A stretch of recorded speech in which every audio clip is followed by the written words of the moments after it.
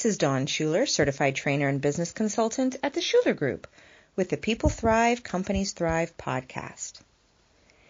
Today I want to talk about how people process the world and how they do it differently. This comes from research by Howard Gardner, wrote several books, hundreds of articles and research papers on the subject, probably doing this work for 30, 40 years.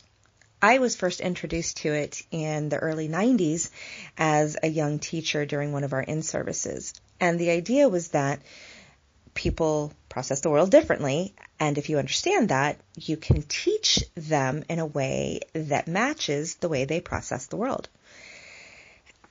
And I found it so fascinating and it made so much sense to me. It also explained a little bit about how I process the world, why I do things the way I do, why I don't do other things a certain way, and how it's different from others. Anytime we understand what makes us different, we have better understanding.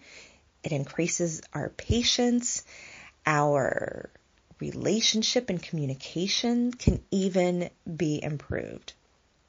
So I'm going to share with you the 7 different ways we process the world and how that might show up in your life and in the workplace. So again, these are 7, and Howard Gardner called them multiple intelligences. It doesn't mean that smart intelligent, it just means how the brain functions and is processing the world. If you enjoyed this clip, you can listen to the whole episode at iTunes, Stitcher, or your favorite podcast listening platform.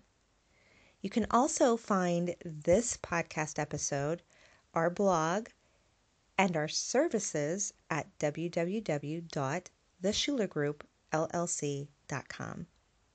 You can also find us on Facebook and on LinkedIn. Until next time, may you thrive.